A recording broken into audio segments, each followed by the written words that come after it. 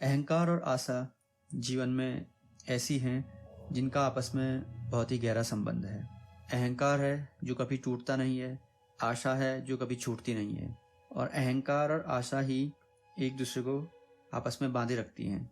एक बार एक इंसान को $10,000 की वसीयत मिल गई।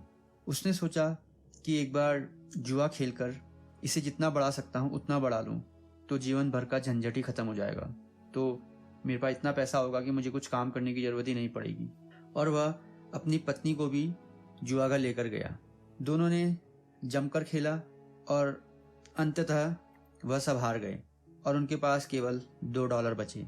वह $2 भी इसलिए बचे थे क्योंकि उन्हें होटल लौटकर जाना था और उसके लिए उन्हें टैक्सी का किराया देना पड़ता, और $2 से वह टैक्सी लेकर होटल जा सकते थे। वह जुआ घर से बाहर आए तो पत्नी ने कहा, सुनो, आज पैदल ही चल लेंगे, तुम ये $2 और लगा लो, हो सकता है इससे ही हम कुछ जीत जाएं। नहीं तो ये बात मन में खटकती रहेगी कि हमने शायद $2 लगा लिए होते तो कुछ और पैसे कमा लिए होते। तुम जाओ और इस $2 का भी जुआ खेल के आओ, तब तक मैं पैदल ही यहाँ से होटल चले जाती हूँ। पत्नी होटल की ओर चले गई और वह व्यक्ति फिर से जुए खाने में उस $2 का जुआ खेलने चले गया। उसने $2 दाव पे लगाए और वह जीत गया। उसके बाद फिर से उसने दाव में लगाए और वह जीत गया, और इसके बाद वह जीतता ही चला गया। उसके पास $1,000 हुए, उसके पास $10,000 हुए, और रात होते होते आधी रात तक उसने $1,00,000 जीत लिए। उसने सोचा कि एक आखिरी दाव लगा लूं तो हो सकता है कि ये 1,00,000 सीधे 10 लाख हो जाएं, तो कुछ और करना ही नहीं पड़ेगा। अंततः उसने वह $1,00,000 भी दाव में लगा दिए और वह $1,00,000 वह जाते समय हार गया। अंततः उसके पास एक भी पैसा न बचा। आधी रात को वह पैदल ही होटल की ओर वापस जाने लगा। होटल का दरवाजा खटखटाया। पत्नी ने पूछा, क्या हुआ? उसने कहा, मैं वह $2 भी हार गया। वह मनी मन सोचने लगा कि अब $1,00,000 जीतने की बात उसे क्या बताऊं, उसका कोई मतलब नहीं है।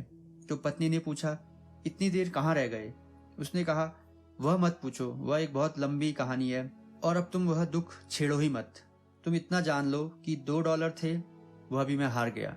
इस कहानी का निष्कर्ष यह है कि हमारा जीवन और यह संसार, यह जगत भी जुए के खेल की समान है। हम यहाँ कभी कभी जीतते हैं तो हमारे अंदर आशा का एक नया प्रवाह होता है, और जब हम हारते हैं तो हमारे अंदर एक निराशा होती है। मगर हर हार के साथ एक जीत होती है, और हर एक जीत के साथ एक हार नियुक्त करती है, और हमें हर बड़ी जीत एक बड़ी हार की ओर नौकरी में लगा देती है। यहाँ कभी कभी सुख भी मिलता है और कभी कभी दुख भी मिलता है, लेकिन हर सुख के साथ एक बड़ा दुख आएगा। यह संसार बनाया ही ऐसे गया है कि इसमें दुख ज्यादा जीवन में होंगे और सुख के क्षण बहुत ही पल भर के होंगे। तो जो इंसान यह सोचता है कि मैं जीवन में केवल सुखी सुखी रहूंगा और मुझे कोई भी दुख हासिल नहीं होगा, तो उसे यह बात हमेशा याद रखनी चाहिए कि हमारा जीवन त्याग, तपस्या और संघर्ष है।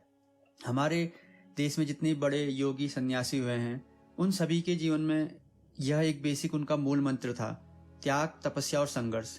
उन्होंने जीवन को इन 3 शब्दों से परिभाषित किया। जीवन में आपको त्याग करना पड़ेगा और उसके लिए तपस्या करनी पड़ेगी, और जब आप तपस्या करेंगे तो वह जीवन आपका संघर्षमय होगा। इसलिए कहा जाता है कि संघर्ष का दूसरा नाम ही जीवन है। हर सुख तुम्हें किसी बड़े दुख की ओर ले जाएगा। सुख केवल कुछ समय के लिए भरमाता है।